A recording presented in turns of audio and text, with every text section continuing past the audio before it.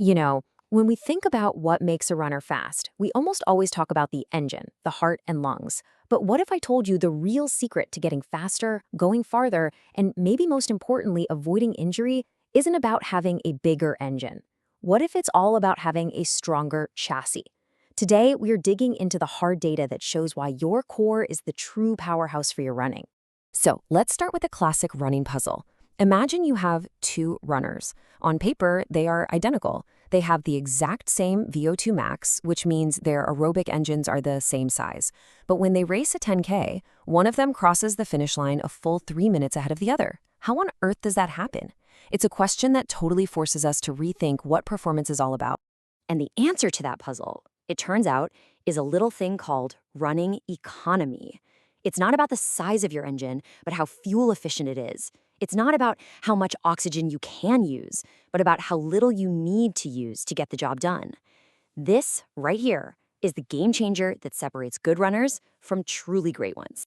Okay, so let's break down this whole performance paradox. To really get why your core is so important, we have to get super clear on two key things. First, what exactly is running economy? And second, what are we even talking about when we say the core?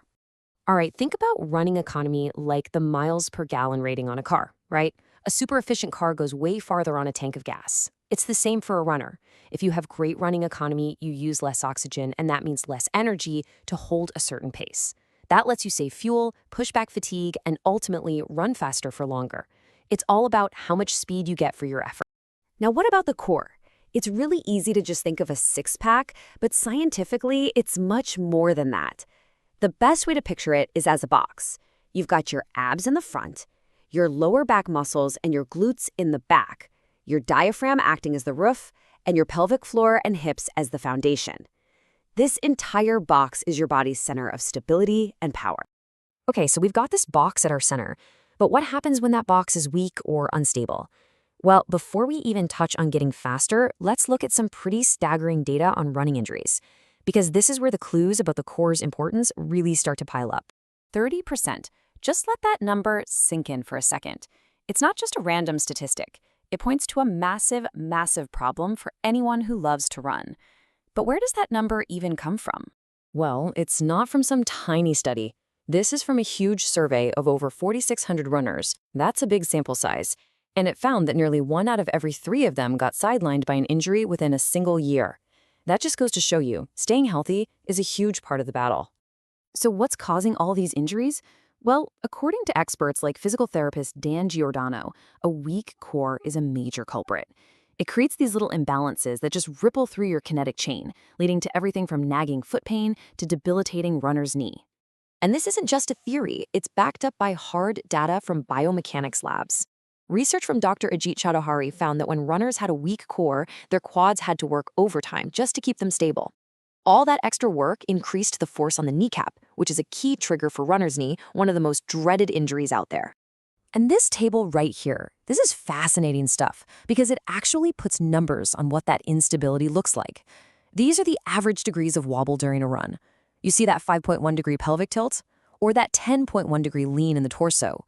They might look like tiny numbers, but multiply that by thousands of steps in a single run, and you're looking at a massive amount of wasted energy and extra strain on your joints. This is literally the data signature of a weak core outwork.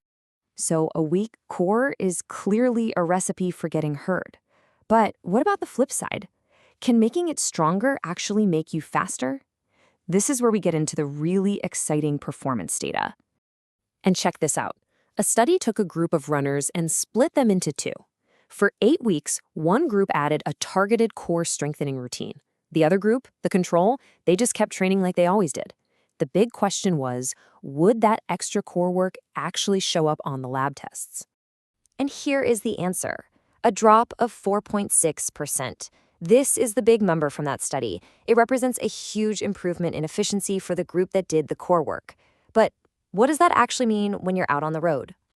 It means that after just 8 weeks, those athletes became way more fuel efficient. To hold the exact same running speed, their bodies now needed 4.6% less oxygen.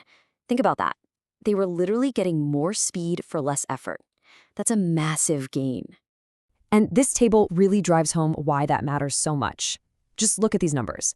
At the exact same speed, 14 kilometers an hour, a recreational runner needs about 47.4 units of oxygen, but an elite runner?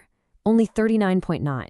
That huge efficiency gap is why elite runners can hold paces that feel impossible to the rest of us. So that 4.6% improvement we just saw, that's a giant leap toward that elite level of efficiency.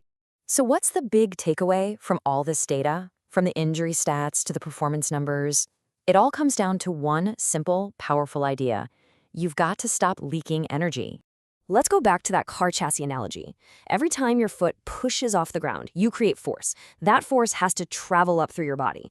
If your core, your chassis, is weak and wobbly, that energy gets lost in little side-to-side movements, extra twisting, you name it. But a strong, stable core, it's like a rigid frame. It ensures that all that power from your legs is directed straight forward, propelling you into your next stride. No wasted motion.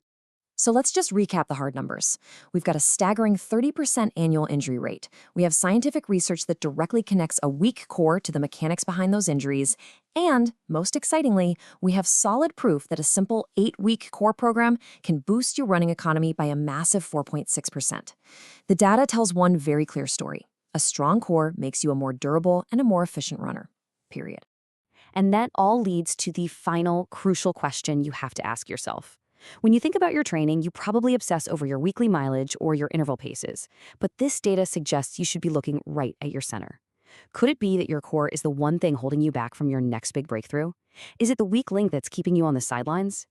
Based on all the evidence, the answer is a very, very loud yes.